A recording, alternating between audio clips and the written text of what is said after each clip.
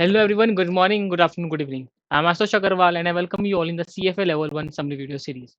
So in this particular video, we're going to start with reading number 81, which talks about the real estate and infrastructure. So starting with this, what are the features and the characteristics of the real estate? Real estate basically पता है कि अपने आपको वहां से हमें आपको income generation होती है. इनकम जनरेशन कैसे हो सकती है रियल एस्टेट प्रॉपर्टी से? इन the form of the rental income या फिर इन the form of price appreciation. तो आपको रेंटल इनकम मिल सकती है यहाँ से, प्राइस एप्रिसिएशन भी आपको यहाँ पे मिलेगा. Now when we talk about the real estate thing, so real estate basically क्या है कि आपके पास एक सिंगल फैमिली रेजिडेंशियल प्रॉपर्टी भी हो सकती है कि जहाँ पे आप रिसाइड कर रहे हैं, जहाँ पे आप लोग रह रहे हो, तो वो होती है सिंगल फैमिली रेजिडेंशियल प्रॉपर्टी. एक होती है कमर्शियल प्रॉपर्टी, एक होती है हमारे पास कमर्शियल प्रॉपर्टी. कमर्शियल प्रॉपर्टी के अंदर जो भी आपकी ऑफिस स्पेस हो गई, बिल्डिंग्स हो गई, वो सारे यहाँ पे कवर होते हैं. शॉपिंग कॉम्प्लेक्स मॉल्स हो गए, they are also the part of the complex property. एक होता है इंडस्ट्रियल एरिया हो, इंडस्ट्रियल प्रॉपर्टीज होगी जहाँ पे इंडस्ट्री सेटअप है, वेयर हाउस हो गया, डिस्ट्रीब्यूशन के लिए आपने कोई रेंट ले रखा है, गोडाउन ले रखा है बेसिकली. तो ये सारे के सारे हमारे कमर्शियल प्रॉपर्टी है. And the most important thing is, जो भी आपकी रेजिडेंशियल प्रॉपर्टी है, जो भी आपकी रेजिडेंशियल प्रॉपर्टी है, अगर वो रेंटल प्रॉपर्टी है, अगर आपने रेजिडेंशियल प्रॉपर्टी है, अगर आपने उसको रेंट पे चढ़ा रखा है, then also that will be considered as a part of the commercial property. वो आपकी सिंगल फैमिली मतलब रेजिडेंशियल प्रॉपर्टी नहीं मानी जाएगी. अगर आपके घर आपने उसको रेंट पे चढ़ा रखा है, तो वो भी कमर्शियल प्रॉपर्टी का ही पार्ट माना जाएगा. Now, moving forward, when we talk about the basic forms of real estate investment, तो मैं रियल एस्टेट में इन्वेस्ट किस तरीके से कर सकता हूँ? इधर I can go for in the form of debt, in I can go for the form of equity. और जो डेट और इक्विटी वाला पार्ट है प्राइवेट भी हो सकता है, जिसके अंदर आप बड़े बड़े लोग पैसा लगाते हैं. एक होता है प्राइवेट मतलब पब्लिक के थ्रू यानी कि जो फॉर एग्जाम्पल रीट्स हो गए फॉर एग्जाम्पल, वो चीजें हम देखते हैं यहाँ पे.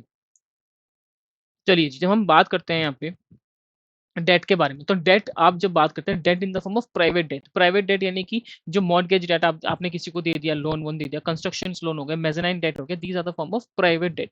जब मैं प्राइवेट इक्विटी की बात करता हूँ, तो प्राइवेट इक्विटी बोले तो अगर आप खुद से भी पैसा लगा रहे हो, फॉर एग्जाम्पल मी, अगर मैं एक प्रॉपर्टी बाय कर रहा हूँ, एक रेजिडेंशियल प्रॉपर्टी बात कर रहा हूँ, तो प्राइवेट इक्विटी मैंने खुद का पैसा लगाया है, एज एन इंडिविजुअल मैंने पैसा लगाया, इसमें किसी पब्लिक का स्टेक यहाँ पे इंक्लूडेड नहीं है. तो मैं यहाँ पे डायरेक्ट ओनरशिप भी कर सकता हूँ, that is also part of the private equity. Sole ownership अगर मैं लेता हूँ, बेसिकली अगर मैं खुद अपनी प्रॉपर्टी परचेज कर रहा हूँ, मैं एक फ्लैट परचेज कर रहा हूँ, मैं कमर्शियल प्रॉपर्टी परचेज कर रहा हूँ जिसमें मैंने खुद के पैसे लगाए हैं, so that is a part of the private equity. Joint ventures में आपने पैसा लगाया है, लिमिटेड पार्टनरशिप, आप पार्टनरशिप लोगों आप अपने प्राइवेट बेसिकली आपने पार्टनरशिप हम बनाई, 3-4 लोग आप पार्टनर्स, एज अ पार्टनर आप ज्वाइन हुए वहाँ पे, एंड अपना खुद का प्राइवेट पैसा लेके आपने पब्लिक से यहाँ पे नहीं लिया था भी. तो private equity form of limited partnership भी हो सकती है, ज्वाइंट वेंचर्स भी हो सकते हैं, सोल प्रोप्राइटरशिप भी हो सकती है. एक होती है हमारे पास इनडायरेक्ट ओनरशिप. तो बेसिकली जब इनडायरेक्ट ओनरशिप की मैं बात करता हूँ, indirect ownership basically real estate कोई फंड बना रखा है अपने, प्राइवेट रीट हो गया. एक हो गया रीट जो पब्लिकली ट्रेडेड है, एक होता है प्राइवेट रीट जो आपसे मतलब इन द फॉर्म ऑफ जो बड़े बड़े एक्रेडिटेड इन्वेस्टर्स होते हैं वो इसके अंदर इन्वेस्ट करेंगे, एंड देन द रीट जो एक ऑर्गेनाइजेशन है वो इन्वेस्ट करेगी किसके अंदर, रियल एस्टेट के अंदर इन्वेस्टमेंट करेगी. तो यहाँ पे जो प्राइवेट डेट इन इक्विटी की जब मैं बात करता हूँ, तो डेट और इक्विटी प्राइवेट के थ्रू हो सकती है. प्राइवेट में अगर हो रही है तो प्राइवेट में आप मॉर्गेज डेट दे रहे हो, कंस्ट्रक्शन लोन दे रहे हो, मेजनाइन डेट दे रहे हो. When we talk about the private equity thing, तो डायरेक्ट ओनरशिप के अंदर सोल ओनरशिप आपकी हो सकती है, जॉइंट ओनरशिप हो सकती है, लिमिटेड पार्टनरशिप में जा सकते हो, और indirect ownership in the form of private REIT हो गया या फिर रियल एस्टेट फंड आपने एक सेटअप कर दिया, वो सब चीजें आ जाती है. On the contrary side when we talk about the public, जब मैं पब्लिक की बात कर रहा हूँ, तो आप मार्केट में या तो क्या चीज इशू कर सकते हो, तो आप मार्केट में शेयर्स की फॉर्म में पैसा उठा सकते हो, या फिर इन द फॉर्म ऑफ डिबेंचर या लोन या बॉन्ड्स के रूप में पैसा उठा सकते हो. तो एक होता है मॉर्गेज बैक सिक्योरिटीज, जो हम कमर्शियल मॉर्गेज बैक सिक्योरिटीज होती हैं, कवर्ड बॉन्ड्स हो गए, मॉर्गेज रीट्स हो गए, मॉर्गेज ईटीएफ्स हो गए, ये सारे के सारे आपका किसका पार्ट माना जाएंगे, मॉर्गेज, ये सब चीजें मानी जाएंगी पब्लिक डेट का. When we talk about the public equity, तो यहाँ पे आप पब्लिकली ट्रेडेड शेयर्स में डील कर रहे हो, ऐसी शेयर्स में डील कर रहे हो जो कंस्ट्रक्शन में इन्वॉल्व है, ऑपरेटिंग, डेवलपमेंट, पब्लिक रीट्स में इन्वॉल्व है, या ऐसे म्यूचुअल फंड या ईटीएफ्स में से लगा रहे हो जो कि बेसिकली उन कंपनीज में इन्वेस्टमेंट करती है जो आगे कहीं ना कहीं रियल एस्टेट का पार्ट है. तो इन चीजों के थ्रू भी आप यहाँ पे इन्वेस्टमेंट कर सकते हैं. उसके बाद जब हम बात करते हैं इन्वेस्टमेंट इन पब्लिक, जो प्राइवेट रियल एस्टेट है, यानी कि इन द फॉर्म ऑफ कि अगर मैं एज एन इंडिविजुअल मैं खुद सोल ओनरशिप के लेके अगर मैं एक इक्विटी, आई वुड से कि एक रियल एस्टेट प्रॉपर्टी परचेज करता हूँ, तो उसके अंदर जो मेरी इनिशियल इन्वेस्टमेंट होगी, जो कैपिटल रिक्वायरमेंट होगी, वो काफी हायर साइड पे होगी एज कम्पेयर टू अगर मैं पब्लिक इन्वेस्टमेंट करता हूँ. फॉर एग्जाम्पल मैं रीट्स में करता हूँ, तो रीट्स के अगर जो शेयर है, चाहे वो 350, 500, 1000 का भी शेयर, तो फॉर एग्जाम्पल मैं एक 1 शेयर भी खरीदता हूँ, तो I would be investing only a penny as compare to जब मैं अपने प्राइवेट इन्वेस्टमेंट को देखता हूँ, तो अगर मैं प्राइवेट इन्वेस्टमेंट करता हूँ, then I will be needing the money in lakhs and crores rupees. But जब मैं पब्लिक रियल एस्टेट में करता हूँ, फॉर एग्जांपल ईटीएफ्स में करता हूँ, रीट्स में करता हूँ, तो मेरे को इतनी काफी कैपिटल इंटेंसिव कैपिटल रिक्वायरमेंट नहीं होगी। तो investment in the private equity, जब हम प्राइवेट रियल एस्टेट करते हैं, तो वो ऑन द हायर साइड होगी as compare to public real estate, क्योंकि पब्लिक में क्या होता है कि बहुत सारे लोग आपका एक पूल में पैसा लगा रहे हैं, तो जो वहाँ पे डिवाइजेबल हो जाते हैं, लिक्विड चीज होती है, फटाफट आपने आज शेयर परचेज किया 2-3 वीक्स में, मतलब 2-3 दिन बाद भी, मतलब T+2 के बाद आप सेल कर सकते हो। चाहे अब आपके ऊपर है, यानी कि वो चीज लिक्विड इन्वेस्टमेंट है, लिक्विड है, डिवाइजेबल है। But when we talk about the private real estate, तो वो इनडिवाइजेबल होती है, प्लस इनलिक्विड भी होती है। चलिए जी, जब हम बात करते हैं डायरेक्ट रियल एस्टेट इन्वेस्टमेंट के बारे में, कि आप खुद से पैसा लगा रहे हो, आप किसी के ऊपर डिपेंडेंट नहीं हो, तो यहाँ पे क्या होता है कि आप परचेज कर रहे हो और फाइनेंस कर रहे हो रियल एस्टेट इन्वेस्टमेंट को। आपने या तो परचेज किया, और अगर आपको लग रहा था कि आपके पास थोड़ी बहुत कैपिटल की नीड नहीं है, कैपिटल की रिक्वायरमेंट है, आपके पास इतनी कैपिटल नहीं है, तो आपने क्या किया, आपने फाइनेंस भी वो चीज करा ली। तो आप यहाँ पे परचेज करते हो, फाइनेंस करते हो रियल एस्टेट इन्वेस्टमेंट को। उसके बेनिफिट्स क्या है कि आपको एक कंट्रोल मिलता है, आप खुद डिसाइड करते हो कि आपका परचेज क्या परचेज करना है, कैसे फाइनेंस करना है, क्या इंप्रूवमेंट्स करनी है, सेगमेंट ऑफ द मार्केट, मतलब विच सेगमेंट में लेना है, वेयर कब बेचना है। This is everything is in your control only. यहाँ पे किसी के ओपिनियन लेने की आपको ऐसा जरूरत नहीं है। डाइवर्सिफिकेशन ये होता है कि जो रिटर्न होता है रियल एस्टेट का, वो लेस परफेक्टली कोरिलेटेड होता है with the stocks and bond. तो एज एक अच्छा खासा इन्वेस्टमेंट होता है कि हम बोलते हैं कि स्टॉक्स एंड बॉन्ड्स के अलावा आप एक रियल एस्टेट प्रॉपर्टी में भी इन्वेस्टमेंट कर सकते हो, क्योंकि ये directly correlated, exactly perfectly correlated नहीं होता with the traditional form of investment और द स्टॉक्स एंड बॉन्ड्स। और साथ के साथ आपको बेनिफिट मिलता है डेप्रिसिएशन का बेनिफिट। अगर आप बिजनेस कर रहे हो तो डेप्रिसिएशन का बेनिफिट ले सकते हैं, या फिर अगर आप कमर्शियल प्रॉपर्टी खरीदते हैं as an individual taxpayer, तो जो भी आपने इंटरेस्ट पे किया है, जो भी आप प्रिंसिपल रिपेमेंट कर रहे हैं, तो उसका भी आपको टैक्स बेनिफिट मिल जाता है इंटरेस्ट एक्सपेंसेस का, जो भी अगर आपने होम लोन या सब कुछ परचेज किया है। बट इसके ड्रॉबैक ये है कि अगर आप खुद से प्राइवेट इन्वेस्टमेंट करते हो रियल एस्टेट के अंदर, तो एक तो इलिक्विडिटी आ जाएगी। Real estate is somewhere comes with the illiquidity. आप मार्केट में इतनी जल्दी परचेज एंड सेल नहीं कर सकते, प्लस प्राइस की ओपेसिटी थोड़ी सी रहती है कि आपको एकदम क्लियर नहीं होंगे, market is not that transparent. Complexity भी होती है मैनेज करने में, आपको प्रॉपर्टी में कॉम्प्लेक्सिटी ऑब्वियसली आएगी आएगी, प्लस स्पेशलाइज नॉलेज होनी चाहिए, वरना आपको कोई भी पागल बना के जा सकता है। एंड यहाँ पे थोड़ी सी हाई इन्वेस्टमेंट कैपिटल नीड भी होती है। एक होता है अब हम दूसरे साइड पढ़ते हैं इनडायरेक्ट रियल एस्टेट इन्वेस्टमेंट, यानी आप डायरेक्ट तो खुद नहीं कर रहे, आप डायरेक्टली रियल एस्टेट परचेज नहीं कर रहे, बट इनडायरेक्टली आप रियल एस्टेट में ही इन्वेस्ट कर रहे हो। तो या तो आप लिमिटेड पार्टनरशिप में आप जा सकते हो कि as a partnership firm property purchase करेगी, एंड आप पीछे से बैकिंग एट द बैक आप उसमें फंड दे रहे हो। एक होता है जॉइंट वेंचर्स के थ्रू करना, एक होता है publicly traded security, for example रीट्स की जिसमें बात की। तो जब हम रीट की बात करते हैं, तो REIT are the exchange traded thing. REIT exchange traded है, यहाँ पे आपको रिडम्पशन की और लिक्विडिटी रिस्क देखने की जरूरत नहीं है। आपने आज शेयर परचेज किया, 2 दिन बाद आप बेच दो, कोई दिक्कत नहीं है। प्लस ये लोग रिपोर्ट करते हैं आपकी अर्निंग पर शेयर और नेट एसेट वैल्यू जो भी हमारी होगी। जब हम रीट की बात करते हैं, तो रीट भी 2-3 तरीके से बिजनेस कर सकती है। या तो आपसे डायरेक्टली जो आपने जो एज अ पब्लिक जो उसके अंदर फंड्स डाल रहे हैं, वो उन फंड को यूज करके directly real estate property purchase करिए, वन थिंग। सेकंड चीज ये हो सकती है कि ऐसी ऑर्गेनाइजेशंस में पैसा इन्वेस्ट करिए जो सामने से आगे किसी को लोन देती हैं रियल एस्टेट के लिए। तो वो थर्ड एक तरीके से, फॉर एग्जांपल आपने फंड इन्वेस्ट की, you as a individual person आपने रीट को पैसा दिया। यहाँ पे रीट ने किसी ऑर्गेनाइजेशन को पैसा दिया जो आगे लोन देती है, किसके लिए, प्रॉपर्टीज के लिए। तो यानी जिनको लोन दे रही है वो आगे लोग प्रॉपर्टीज में इन्वेस्ट कर रहे हैं, और एक ऑर्गेनाइजेशन को आप दे रहे हो, आपने उन ऑर्गेनाइजेशन में पैसा लगाया, या फिर ये ऑर्गेनाइजेशन रीट में प्रॉपर्टी में इन्वेस्ट करती है। This REIT is not directly investing into the properties. तो जब हम इक्विटी रीट की बात करते हैं, तो इक्विटी रीट क्या होती है, बेसिकली इन्वेस्टमेंट कर रहे हो आप रियल एस्टेट के अंदर, जिसके अंदर आपको डायरेक्टली कर रहे हो या तो पार्टनरशिप के थ्रू कर रहे हो, बट आप यहाँ पे इन्वेस्टमेंट करते हो डायरेक्टली पार्टनरशिप मतलब उसमें प्रॉपर्टीज में।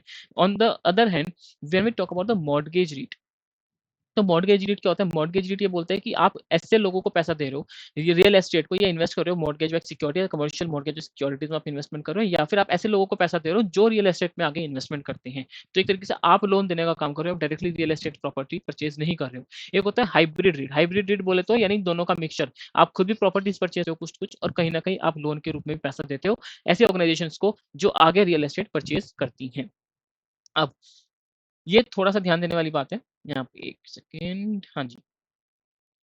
तो जो रीट हो गए हमारे पास, अब रीट क्या कर रही है, रीट अब जो उसके पास जो स्ट्रेटेजीज हैं, वो या तो रिस्क फ्री थोड़ा सा ऑन द कंजर्वेटिव साइड चल सकती है, एक हो सकता है रिस्क लेके चल रहे हो कि आपको ऑन द आपको रिटर्न ज्यादा कमानी इस चीज में। तो जो रीट जो हो सकती है वो फॉलो करेगी या तो कोर रियल एस्टेट स्ट्रेटेजीज। क्या फॉलो करेगी, core real estate strategies follow करेगी, जिसके अंदर वो high quality commercial and residential properties में इन्वेस्टमेंट करेगी। तो क्या बोला मैंने, रियल एस्टेट जो रीट होंगी वो क्या करेंगी, जो रीट होगी वो क्या करेगी, वो core real estate investment strategies में जा सकती है, core real estate investment strategy में जा सकती है, जिसके अंदर वो हाई क्वालिटी कमर्शियल प्रॉपर्टीज और रेजिडेंशियल प्रॉपर्टीज में इन्वेस्टमेंट करती है। एंड क्योंकि यहाँ पे इतना रिस्क नहीं होता, क्योंकि आप you are investing the high quality properties, तो इतना रिस्क नहीं होता, इसलिए यहाँ पे बोलते हैं कि इनकी जो होती है इनफाइनाइट लाइफ होती है, ओपन एंडेड स्ट्रक्चर होता है इन लोगों का। एंड यहाँ पे इन्वेस्टमेंट जो इन्वेस्टर्स हैं वो रिडीम एंड इन्वेस्ट भी कर सकते हैं यहाँ पे कभी भी आके, और रिडीम भी कभी भी आके कर सकते हैं। लेकिन कई बार ऐसा होता है कि जो रीट है उनकी जो रिस्कियर इन्वेस्टमेंट स्ट्रेटेजी वो फॉलो करते हैं। क्या करते हैं, रिस्कियर इन्वेस्टमेंट स्ट्रेटेजी फॉलो करते हैं। For example core plus real estate strategy, value added real estate strategy and opportunity real estate strategy. इनका क्या मतलब होता है, एक बार फटाफट देखते हैं। तो जो अगर रिस्कियर में आप जा रहे हो, जिसके अंदर आप जो अगर आप क्योंकि आप रिस्कियर में जा रहे हो तो रिस्कियर का क्लोज एक टाइम पीरियड होना चाहिए, तो यहाँ पे फाइनाइट लाइफ होती है, plus close ended fund structure होता है विद फाइनाइट लाइफ। क्या बोला मैंने, क्लोज एंडेड फंड स्ट्रक्चर होता है, क्लोज एंडेड फंड स्ट्रक्चर होता है विद फाइनाइट लाइफ। लेकिन अगर आपकी कोर इन्वेस्टमेंट चाहिए, core real estate investment strategy है, where you are investing in the high quality residential and commercial properties, तो वहां पे रिस्कीनेस है वो ऑन द लोअर साइड है, तो वहां पे फाइनाइट लाइव्स होती है, सॉरी इनफाइनाइट लाइव्स होती है। एंड यहाँ पे आप कभी भी इन्वेस्ट कर सकते हो, और ओपन एंड स्ट्रक्चर होता है फंड का। ठीक है जी, अब हम बात कर रहे हैं कि रिस्क में क्या क्या स्ट्रेटेजी फॉलो कर सकते हो। एक होता है हमारे पास core plus real estate strategy, जो हो बोलता है कि आप थोड़ा सा रिस्क में जाते हो, accept bit more risk as compare to core strategy, हमने ऊपर पढ़ी। यहाँ पे थोड़ा सा risk on the higher side है, यहाँ पे आप मॉडेस्ट डेवलपमेंट, ठीक ठाक डेवलपमेंट एंड रीडेवलपमेंट की बात करते हो। एक होता है वैल्यू एडेड, वैल्यू एडेड में क्या करते हो आप, डेवलपमेंट एंड रीडेवलपमेंट आप अच्छे खासे लार्ज स्केल पे करते हो। देन द कोर प्लस से एक लेवल और ऊपर हो गया, जहाँ पे आप डेवलपमेंट और रीडेवलपमेंट थोड़ा और द हायर साइड कर रहे हो। एक होता है अपॉर्चुनिस्टिक, अपॉर्चुनिस्टिक में तो आप दबा के कर रहे हो, यहाँ पे तो लार्ज स्केल पे रीडेवलपमेंट एंड रीपर्पजिंग होता है, प्रॉपर्टी का भी रीपर्पज हम कर रहे हैं एसेट का। और डिस्ट्रेस्ड इनसिक्योरिटी में हम यहाँ पे इन्वेस्ट करते हैं, प्लस हम स्पेक्यूलेट करते हैं अप रिटर्न्स के ऊपर भी रियल एस्टेट मार्केट में, यानी आप सट्टा लगा रहे हो बेसिकली कि मार्केट ऊपर जाएगा या नहीं जाएगा, उसके ऊपर भी स्पेक्यूलेटिव में जा रहे हो। तो अपॉर्चुनिटीज इज लाइक की कंप्लीटली रिस्कीनेस स्ट्रेटेजी हो गई। वैल्यू एडेड थोड़ी सी कम, कोर प्लस उससे कम, और सबसे पहले जो नीचे होगी वो होगी कोर रियल एस्टेट स्ट्रेटेजी। तो अगर हम इन्वेस्टमेंट कैरेक्टरिस्टिक्स की बात करते हैं, रियल एस्टेट इन्वेस्टमेंट में होता है, तो सबसे पहले जो आता है वो आता है अगर हम रिस्कीनेस की बात करें और on the increasing sorry decreasing order में जाएं, तो सबसे पहले जो रिस्कीनेस आएगी वो आएगी वैल्यू एडेड और अपॉर्चुनिटी स्ट्रेटेजीज की। ये मोर लाइक इक्विटी होती है, क्योंकि यहाँ पे रिस्कीनेस भी ज्यादा है एंड रिटर्न भी ज्यादा है। एक होती है फिर हमारे पास कोर स्ट्रेटेजीज, कोर स्ट्रेटेजीज बोले तो जो बॉन्ड की तरह काम करती है, stable rental income, core plus की बात नहीं कर रहा हूँ, कोर की बात कर रहा हूँ। एक होती है फर्स्ट मॉर्गेज या investment grade mortgage back securities, तो यहाँ पे similar to investing in bond ही हो गया। चलिए जी, am I done, am I clear, am I clear? कोई दिक्कत हो, कोई भी डाउट हो, जस्ट कमेंट मी डाउन, फटाफट कमेंट्स में डाल दो। I will get back to you as soon as possible. ठीक है जी, कोई डाउट अपने मन में नहीं रखना, जो भी क्वेश्चन आ रहे हैं, किसी भी चीज क्लेरिफिकेशन चाहिए, सिंपल कमेंट कर दो एंड उसको भी सॉर्ट आउट करेंगे जल्दी से। चलिए अब बात करते हैं इंफ्रास्ट्रक्चर के बारे में। अब तक हमने रियल एस्टेट के बारे में पढ़ लिया, अब बात करते हैं इंफ्रास्ट्रक्चर। तो इंफ्रास्ट्रक्चर बेसिकली क्या, कितने टाइप का हो सकता है रियल एस्टेट इंफ्रास्ट्रक्चर? बेसिकली होता क्या है, ट्रांसपोर्टेशन हो गया, यूटिलिटी हो गया, डिस्ट्रीब्यूशन हो गया, कम्युनिकेशन एंड सोशल। इसके अंदर क्या क्या चीजें आती हैं? When I talk about the transportation, तो यहाँ पे रोड्स, एयरपोर्ट्स, पोर्ट्स, आपके रेलवे आ गए। यूटिलिटी के अंदर gas distribution facility, water distribution, electricity generation and distribution facility. Distribution channel basically waste disposal system हो गया। कम्युनिकेशन के अंदर टेलीकम्युनिकेशन टावर्स हो गए, एंड सोशल के अंदर आपके स्कूल्स एंड हेल्थ केयर चीजें हो गई। उसके बाद हम इंफ्रास्ट्रक्चर की बात करते हैं, इंफ्रास्ट्रक्चर दो तरीके से हो सकते हैं। एक हो सकता है ब्राउन फील्ड इन्वेस्टमेंट्स हो सकते हैं, ये हो सकता है green field investment. Green field समझो तो यानी कि अभी आपकी जो जमीन है वैसी पड़ी है, ग्रीन फील्ड है, अब यहाँ पे कंस्ट्रक्शन नहीं हुई है, कंस्ट्रक्शन में आपको सब कुछ सही करना पड़ता है। तो ग्रीन फील्ड इन्वेस्टमेंट बोले तो अभी यहाँ पे कंस्ट्रक्शन नहीं हुई है, यहाँ पे अभी कंस्ट्रक्शन होनी बाकी है, टू बी कंस्ट्रक्टेड है, तो कंस्ट्रक्शन अभी होना बाकी है, चीजें देखी जाएंगी, तो मोर अनसर्टेनिटी होगी, यील्ड कम होगी, बट हाँ ग्रोथ की चांसेस काफी होंगे, हाई ग्रोथ होने के चांसेस होंगे। जब हम ग्राउंड फील्ड की बात करते हैं तो कंस्ट्रक्शन ऑलरेडी हो चुकी है, स्टेबल कैश फ्लो होंगे, हाई यील्ड होगी, बट ग्रोथ कम होगी, क्योंकि जितना ग्रोथ आपको लेनी थी आप अचीव कर चुके हैं, अब आप स्टेबल हो चुके हो। उसके बाद अगर ब्राउन फील्ड इन्वेस्टमेंट की बात करते हैं, अगर ये फुल्ली ऑपरेशनल फैसिलिटीज में है, तो उसको हम बोलते हैं सेकेंडरी स्टेज इन्वेस्टमेंट। लाइक ये लिटिल रिस्की होती है एंड लोवेस्ट रिटर्न आपको यहाँ पे देखने को मिलेगी। जब हम इन्वेस्टमेंट की बात करते हैं, तो आप इन्वेस्टमेंट इंफ्रास्ट्रक्चर में कैसे कर सकते हैं, रियल एस्टेट में कैसे कर सकते हैं, यानी आप खुद या तो कंस्ट्रक्ट करो, कंस्ट्रक्ट करने के बाद आप या तो उसको आप बेच दो, या फिर लीज पे दे दो, या खुद से ऑपरेट करना स्टार्ट कर दो। परचेजिंग ऑप्शन भी आपके पास है कि आप परचेज कर रहे हो तो आप या तो परचेज करके लीज बैक कर सकते हो, या फिर डायरेक्टली ऑपरेट कर सकते हो। एक आप इन्वेस्टमेंट कर सकते हो इन the form of public private partnership के फॉर्म में भी आप इन्वेस्ट कर सकते हो इन इंफ्रास्ट्रक्चर। उसके बाद जो इंफ्रास्ट्रक्चर एसेट्स होते हैं हमारे पास, वो लॉन्ग लाइफ होती है, उनकी लॉन्ग लाइफ होती है, large in cost and scale. आप या यस, जो भी हम इंफ्रास्ट्रक्चर की बात करते हैं, इसके अंदर आपको कॉस्ट और इनका स्केल भी अच्छा खासा होता है, लाइफ भी इनकी ज्यादा होती है, और लो लिक्विडिटी, ये समझ लो low liquidity because can be sorted. हाँ, यहाँ पे हम ईटीएफ के थ्रू, इन्विट के थ्रू, म्यूचुअल फंड के थ्रू, पी फंड के थ्रू हम थोड़ी बहुत लिक्विडिटी लेके आ सकते हैं, बट यस अगर वैसे बात करें तो लिक्विडिटी हमेशा कम होगी। बेनिफिट क्या मिलता है मेरे को इंफ्रास्ट्रक्चर में इन्वेस्ट करके? डाइवर्सिफिकेशन बेनिफिट होता है, रेगुलेटरी रिस्क यहाँ पे हो सकता है, फाइनेंशियल लेवरेज आपको यहाँ पे यूज करना पड़ सकता है, और जो हम बात करते हैं cash flows as compare to the equity के जो कैश फ्लोज होते हैं वो थोड़े से कम होंगे। यहाँ पे इक्विटी में आप थोड़ी चीजें ज्यादा एक्सपेक्ट कर सकते हो, कंस्ट्रक्शन रिस्क भी होगा और ऑपरेशनल रिस्क भी यहाँ पे आपको देखने के लिए मिल जाएगा। ठीक है जी। अब हम बात करते हैं कि लास्ट पॉइंट जो रह गया हमारा, कि कैश फ्लोज कैसे जनरेट होते हैं इंफ्रास्ट्रक्चर इन्वेस्टमेंट से। आप कैश फ्लो कैसे जनरेट करते हो? एक होता है अवेलेबिलिटी ऑफ पेमेंट, कि आपने अपना कोई भी इंफ्रास्ट्रक्चर अवेलेबल कराया पर्टिकुलर टाइम के लिए, तो जब आपने for making the infrastructure available आपको पेमेंट मिलेगी। एक होता है यूसेज बेस, फॉर एग्जांपल जब हम टोल रोड यूज करते हैं बेसिकली, तो आपको टोल चार्जेस देने पड़ते हैं। अगर आप यूज नहीं करोगे, घर में बैठे हो, तो भी थोड़ी आपके पास एक बिल आएगा कि आपको टोल रोड चार्जेस पे करने हैं। तो that is based on the usage based payment. आप यूज करोगे तो आपको पेमेंट करनी पड़ेगी इंफ्रास्ट्रक्चर की। एक होता है टेक और पे अरेंजमेंट, जिसके अंदर आपको बायर को, जो भी बायर होगा, उसको मिनिमम परचेज प्राइस आपको पे करना ही पड़ेगा ऑन दी एग्रीड वॉल्यूम। उसको बोलते हैं टेक और पे अरेंजमेंट्स। ठीक है जी। तो this was all about reading number 81। Alternative investments की जो भी रिकॉर्डिंग होगी वो 15-20 मिनट्स मैक्सिमम रहेंगी 15 to 20 मिनट्स के बीच में रहेंगी, छोटी छोटी रिकॉर्डिंग्स है। फटाफट बार बार सुनते रहो, जितनी बार सुनोगे उतनी चीजें दिमाग में सेटल डाउन होंगी। मुझे पता है कि मैं ऑल्टरनेटिव इन्वेस्टमेंट्स की वीडियोस थोड़ी सी फास्ट लेके जा रहा हूँ, तो प्लीज जो बंदे पहली बार पढ़ रहे हैं और ये सोच रहे हैं कि मैं खाली वीडियोस से सुन के पहली बार पढ़ के मेरे को समझ जाएगा, ऐसा नहीं होगा। प्लीज ये एक्सपेक्ट मत करना इन वीडियो से। These are the summary videos, please keep that in mind. ये समरी वीडियोस हैं, तो समरी वीडियोस का पास ये होता है कि आपने अगर कुछ पढ़ा है खुद से, या अगर आपको लग रहा है कि कहीं डाउट आ रहा है, तो आप यहाँ पे सुन सकते हैं। बट अगर आप सोच रहे हैं कि मैं पढ़ाई भी इसी से कर लूंगा और पेपर में पास भी खाली वीडियो सुन के हो जाऊंगा, तो नहीं, तो फिर you are in the wrong way. फिर आप गलत जगह पे हो। आप खुद से पढ़ो या फिर कोचिंग पूरी लो, या तो ये करो। अगर आपको लग रहा है कि मुझे बस खाली रिवीजन की जरूरत है और अब मैं सुन के एक बार ढंग से पढ़ूंगा और क्वेश्चन करूंगा, तब आप ये इन वीडियोस का अच्छे से यूटिलाइज कर पाएंगे, अच्छे से बेनिफिट ले पाएंगे। ठीक है जी। चलिए मिलते हैं नेक्स्ट रीडिंग में। Till then bye bye.